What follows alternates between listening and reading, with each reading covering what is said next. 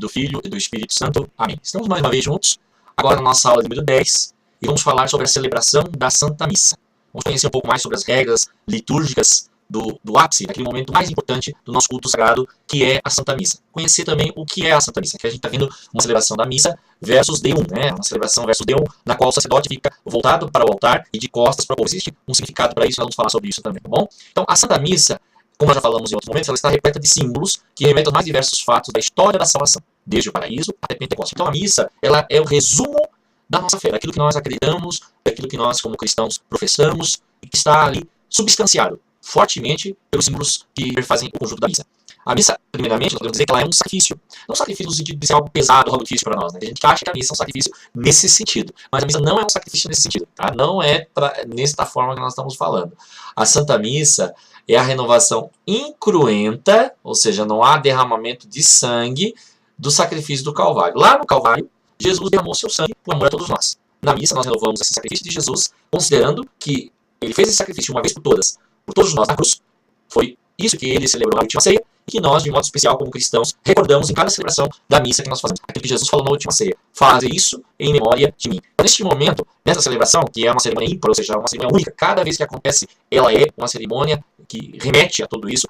Nesse momento, Cristo é vítima e sacerdote. Ele se oferece a Deus e nos oferece a Deus como sacrificador. Então, ele é a vítima que pagou os nossos pecados e ele também é o sacerdote por excelência, sacerdote para sempre, segundo a ordem de Melquisedeque. Por isso a missa é considerada um sacrifício. E o altar sempre foi o símbolo do sacrifício. Então é o símbolo do Calvário. É como se fazia lá na antiga lei, que se oferecia o holocausto a Deus sobre o altar. Então o altar cristão também tem essa conotação de holocausto. Só que agora o holocausto é do próprio Cristo, que se ofereceu por nós pela nossa salvação. Por isso ele recorda o Calvário, porque ele tem um aspecto de monte, você sobe até o altar, você sobe degraus, tá? Lá em cima tem o crucifixo, né, que é o Cristo crucificado, e ele é feito de pedra, né, que também recorda, né, ao monte, aos cemitérios, às catacumbas onde foram feitos os primeiros altares do culto cristão, tá bom? A relíquia dos mártires. O Santo dos Santos, na Antiga Aliança, tinha essa conotação, né? Se a gente observar o santuário, ó, lá você tinha o altar do holocausto, tá? Aqui você tinha o propiciatório e estava a Arca da Aliança, que seria o Santo dos Santos. O local da Arca da Aliança tinha as tábuas da lei, o cajado de Arão e o maná que o Senhor mandou guardar, né? Aquele que nunca apodreceu, tá? E ali estava o Santo dos Santos. Só uma vez por ano o sumo sacerdote podia entrar e oferecer um sacrifício expiatório, quer dizer, um sacrifício pelo pecado do povo, do Santo dos Santos, aqui neste local sagrado, tá bom? Só uma vez por ano é que o sumo sacerdote, né, um sacerdote maior, entrava neste local. O altar também, então, nesse sentido, ele é considerado o Santo dos Santos, porque mora no seu Senhor Jesus Cristo e ele se oferece a Deus Pai, a vítima sem mácula e por excelência. Então, Jesus se oferece por todos nós. Ele é a vítima pura e perfeita aos olhos de Deus, tá bom? Bom, nós já falamos isso numa outra ocasião, lá na nossa aula relativa ao ministério do acólito, mas agora eu vou falar um pouquinho mais sobre isso também. A liturgia, ela é entendida como um encontro com Deus e com os irmãos, tá certo? E se realiza através de ações, gestos e posturas corporais. Estes têm um sentido celebrativo e comunitário. A postura do corpo é a expressão visível do íntimo das pessoas que estão com ela. Então, a liturgia se reveste desses gestos litúrgicos para nos recordar que cada ato litúrgico tem um sentido na vivência da nossa fé, na vivência comunitária. Então, por exemplo, estar de pé significa o quê? Estar atento, pronto, para acolher e participar. Exprime a dimensão sacerdotal de toda a Assembleia, não é só do padre, mas de todos aqueles que participam para louvar, para cantar, para rezar, quando estão de pé. Mostra então, que toda a Assembleia também funciona como um sacrificador diante de Deus, que está junto com o sacerdote. Tá bom? De joelhos é um ato de humildade, penitência, de adoração e súplica, que nós também expressamos, especialmente quando o Santíssimo Sacramento é levantado no altar durante a celebração da missa. Tá bom? Caminhar, deslocar-se significa um lugar para o outro, a expressão do povo que caminha, do povo que está caminhando para Jerusalém Celeste, para a realização do reino de Deus, é aquele povo que caminhava no deserto. Tá bom? Então, é a expressão desse povo. Então, quando o sacerdote caminha no altar, né? Por exemplo, ele lava as mãos, ele sai do centro, vai lá no canto, lava as mãos, ele vem do canto, volta pro centro novamente. Então, significa esse povo que caminha, tá? O povo que caminha rumo à terra prometida. Sentar-se é acolhida, atenção, silêncio e meditação, quer dizer, você vai receber aquela instrução. Então, geralmente, você se senta para receber uma instrução, seja pelas leituras da palavra de Deus, seja pela pregação que o sacerdote está fazendo. Então, você vai se sentar para ouvir, para, né, lembrar que a fé vem pelo ouvir. Prostrar-se, quer dizer, colocar o rosto no chão, né? Deitar-se no chão, é a mais pura humildade, é o total despojamento. Essa prostração, por exemplo, nós temos no dia da ordenação, diaconal, presbiteral, episcopal, na hora das ladainhas, né? Que o sacerdote, que o candidato está ali prostrado, e também na Sexta-feira Santa, quando nós nos prostramos, nos despojando de nós mesmos em homenagem ao Cristo que morreu pela nossa salvação. Dar-se as mãos é um sinal de comunhão e humildade também, porque a gente quebra aquela barreira que existe entre nós e o irmão, então a gente se une como família de fé. Carregar a cruz é o sinal da nossa fé, é o mistério da nossa esperança, é a razão do nosso amor a Deus e aos irmãos. Jesus falou: quem quiser vir após mim, renuncie-se a si mesmo, tome sua cruz e siga-me. Então, carregar a cruz faz parte desta vivência espiritual do cristão neste mundo, tá bom? Sinal da cruz é revestir-se de Cristo, por isso nós fazemos o sinal da cruz em todas as ações litúrgicas. Nós estamos nos revestindo de Cristo, nós estamos trazendo de cima para dentro, para baixo, e também expandindo para toda a humanidade. Por isso, os dois sinais, o vertical e o horizontal. E o acender das velas é acender a luz do Senhor Jesus, né? Ele é a luz do mundo. Então, é o sinal da nossa fé, tá? Jesus morreu, mas ressuscitou, venceu a morte, tá bom? Outros atos que nós temos aí é elevar o incenso, né? Queimar o incenso, que leva a nossa mente, intenções e o coração até Deus. Levantar as mãos, que é uma atitude de louvor ou súplica, pedindo a bênção ou perdão. Lavar as mãos é o sinal de purificação. Aspersão com a água é o sinal de purificação, recordação do nosso batismo, também de penitência, tá? De limpeza espiritual. E o abraço da paz é o sinal de união e fraternidade, muito importante nas nossas comunidades, muito levado a sério também. A gente utiliza muito o abraço da paz como um elemento de evangelização, tá bom? Vamos adiante. Os ritos na liturgia, então. O rito cristão é um conjunto de gestos e ações, como nós falamos, realizadas no contexto comunitário, então a gente enfatiza a presença da comunidade, tá? Conforme normas e rubricas. Esse nome rubricas tem a ver com a letra vermelha, que faz parte do texto do missal, do pontifical, do livro sagrado, onde estão contidas as cerimônias, tá? Previamente estabelecidas e devidamente aplicadas, repetidas de tempo em tempo, com a intenção de tornar presente a realidade que se celebra, intercalando as ações e palavras. Então o rito é comunicação e ação, e não só uma letra morta. O rito não é morto, o rito tem uma vida nele. E essa expressão de vida que existe dentro do rito é o que nós devemos levar em consideração, tá bom? Na liturgia, o rito está a serviço da relação amorosa entre Deus e os seus filhos. Por isso que o padre não pode pensar em celebrar a liturgia só para si mesmo. Ele celebra a liturgia com caráter comunitário, para atualizar a ressurreição de Jesus no meio da comunidade, para atualizar o simbolismo da Páscoa. Lembra que nós falamos do mistério pascal? Pois bem, é isso que nós celebramos na Sagrada Liturgia. Paixão, morte e ressurreição de nosso Salvador e Senhor Jesus Cristo. Vamos ver as partes da missa, então? A missa, gente, que é o sacrifício incruento, porque não há mais derramamento de sangue, como havia lá na antiga lei. Vocês recordam que eles partiam, aspergiam sangue, faziam aquele sacrifício todo, né? Agora não há mais. É um sacrifício incruento, porque recorda aquele sangue que Jesus verteu na cruz uma vez por todas pela nossa salvação. Mas ela é dividida em ritos iniciais, liturgia da palavra, liturgia eucarística e ritos finais. Então esta é digamos, a divisão clássica da Santa Missa, tá bom? Então essa primeira parte aqui, né, que nós chamamos Missa dos Catecúmenos, e essa segunda parte que nós chamamos Missa dos Fiéis, porque nessa segunda parte é que lá no antigo cristianismo, no início do cristianismo, é que os fiéis ficavam, né? Aqueles que ainda não tinham sido batizados iam embora após a liturgia da palavra. Ok? E aqui nós temos os dois centros, a palavra e a Eucaristia. Tá? A liturgia, você leva contigo essas duas essências. A essência daquilo que Deus comunica por meio da sua palavra e a essência daquilo que Deus comunica pela sua presença real na Eucaristia para você.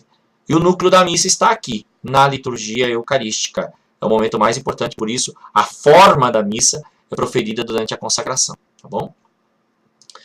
O sacerdote, ele veste aquelas vestes sagradas para recordar as vencimentos do próprio Jesus Cristo na sua paixão. Então, o amito, alva, símbolo, estola, casula e manípulo, tá? São as vestes clássicas que o sacerdote utiliza para a celebração da missa. O amito, que é esse lenço aqui, tá? Deixa eu pegar aqui, vamos lá. O amito, que é esse lencinho aqui, ó, tá? Aí nós temos a alva, que é esta túnica branca com rendas que vai até embaixo. O símbolo, que é uma corda que amarra a alva, tá bom? Que fica aqui na cintura. A estola, que está aqui cruzada, ó. O padre cruzou, tá? O padre geralmente usa cruzada, amarrada no símbolo, tá? A casula, que é esse paramento que cobre tudo, tá bom? Essa aqui é uma casula de estilo romano. E o manípulo, que é esta pequena estola que vai ao braço. Recorda aquele lenço que os sacerdotes traziam na Roma antiga quando estava muito calor para se enxugar o rosto, tá bom? Véu branco, que o sacerdote passa sobre a cabeça e que cobre os ombros, tá aqui, ó, o amito, tá? Remete à coroa de espinhos, é a recordação da coroa de espinhos. É o véu com que cobrir o rosto de Jesus para esbofeteá-lo. Então, recorda, veja que o significado das vestes que o sacerdote veste para a missa tem a ver com a paixão de nosso Salvador. A alva é a túnica branca larga que o sacerdote desce até os pés. Ela remete à túnica branca com a qual Herodes mandou vestir Jesus Cristo para dizer que ele era louco, tá bom? Então Jesus foi condenado com essa túnica, né? O símbolo, o cordão que o sacerdote usa para apertar a alva na cintura, e ela se remete aos açoites, às cordas, né? Que flagelaram nosso Senhor Jesus Cristo e com a qual também amarraram Jesus para puxá-lo. Então, recorda-se também este ponto da paixão. Lembre que cada paramento tem a ver com a paixão de Jesus, com a seu sofrimento, morte e ressurreição. O manípulo, como eu falei, era um lenço que se utilizava para o calor, mas também tem a ver com as cordas que ataram as mãos de Nosso Senhor e com o véu com que foi enxugado o rosto de Jesus por Verônica. Então o manípulo representa também isso, o véu que Verônica enxugou o rosto de Jesus na Via Sacra. A estola é o ornato que o sacerdote traz em torno do pescoço e que ele cruza sobre o peito, né? O bispo deixa solto, o sacerdote pode cruzar durante a missa, remete-nos à cruz que Jesus carregou, por isso ele cruza sobre o peito, né? A cruz é o símbolo da dignidade e do poder do sacerdote. Ela é vestida cruzada pelos padres, tá bom? Pelos bispos sunta. Casula é o manto aberto pelo qual o sacerdote põe por cima de todos os outros paramentos. Ela tem geralmente uma cruz nas costas e ela se remete ao pano vermelho com o qual os sacerdotes romanos vestiram Jesus para zombá-lo. Por isso, todo um contexto aí relativo à paixão na paramentação do sacerdote. O que é paramentação, padre? Paramentação é a vestição dos paramentos, das vestes sagradas do padre. O sacerdote paramentado, então, ele é o quê?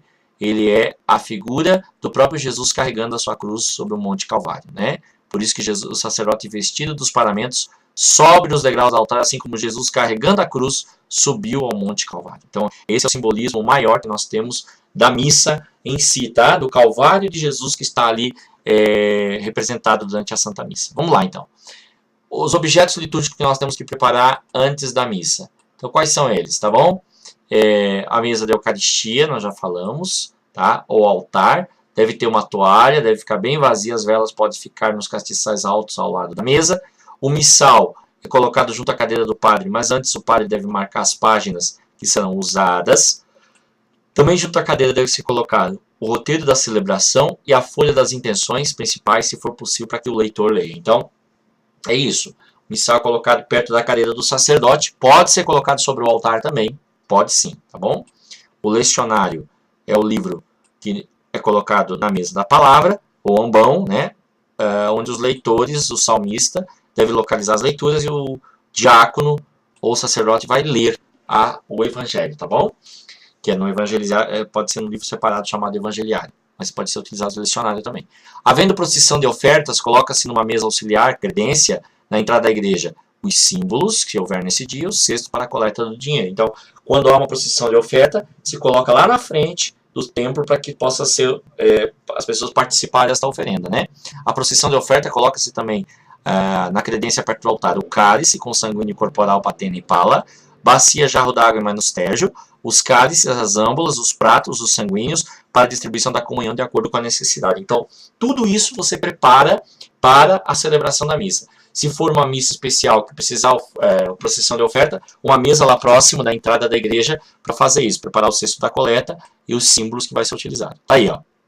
Caso não haja procissão de ofertas, todo o material indicado é colocado na credência, que é a mesa ao lado do altar, tá bom?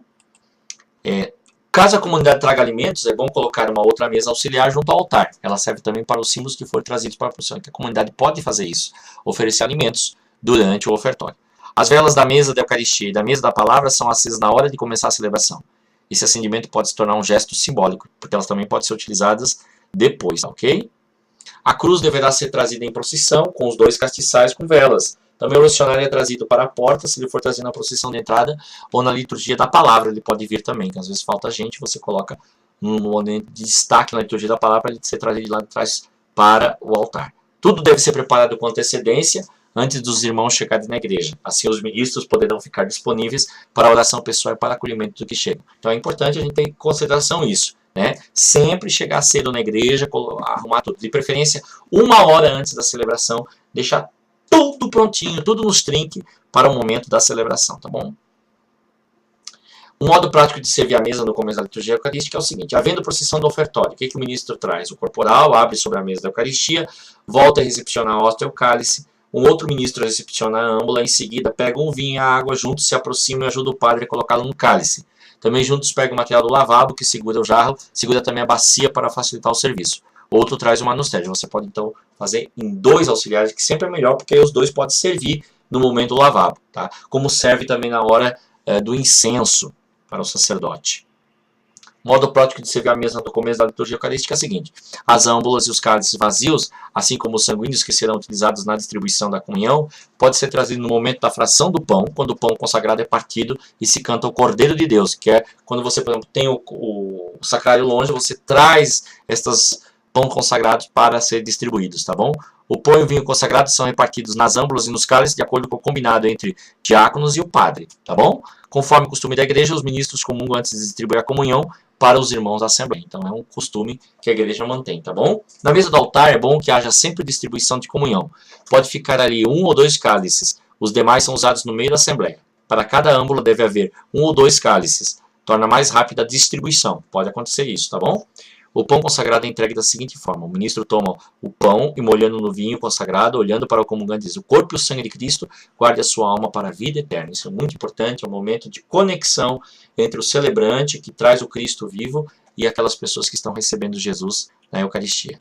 O comungante responde amém, depois de receber o pão e também da comunhão no cálice. Fica muito bom dizer o nome do comungante caso o ministrar, por exemplo, Iracema, o corpo de Cristo. Quer dizer, em cada missa deve-se comungar o alimento consagrado na própria celebração. A comunhão que está no tabernáculo, que está no sacrário, né, também chamado tabernáculo, é reservada para os doentes e para as celebrações da palavra, como nós falamos. Quando for usado pão mesmo, todo o pão consagrado deve ser distribuído. Se preciso, fazendo uma segunda distribuição para algum. Não deve ser guardado jamais no tabernáculo algo que se estraga logo. Só sendo usadas as hóstias, depois da comunhão, sejam colocadas em uma âmbula maior. Caso a comunidade não tenha tabernáculo, as hóstias consagradas podem ser distribuídas uma segunda vez, tá bom? O vinho consagrado deve ser todo consumido depois da comunhão. A forma de fazer deve ser combinada com o padre. Por fim, na medida em que os cálices e as âmbulas são esvaziados e purificados por um ou mais ministros, pelo padre, vão sendo levados para a credência ou até mesmo para a sacristia. Você pode fazer isso, só pode guardar, né? O corporal é dobrado sobre a mesa do altar na forma tradicional, ou seja, guardando por dentro, né, para que não caia as partículas. Os faréis da Eucaristia são recolhidos com a ajuda do sanguíneo num único cálice. Os demais cálices derramam a água e depois junta-se a água no mesmo onde foram colocados os farelos. Toma-se essa água e finalmente enxuga-se todos os cálices. Isso se chama purificação dos cálices, que é no momento da ação de graças que o sacerdote realiza isso, tá bom? Bom, com isso, nós concluímos o nosso encontro, tá? Desejando a você assim muita paz, muita força e que a gente continue firme na caminhada, tá bom? Vamos continuar firmes aí nos nossos aprendizados. Forte abraço e até a próxima.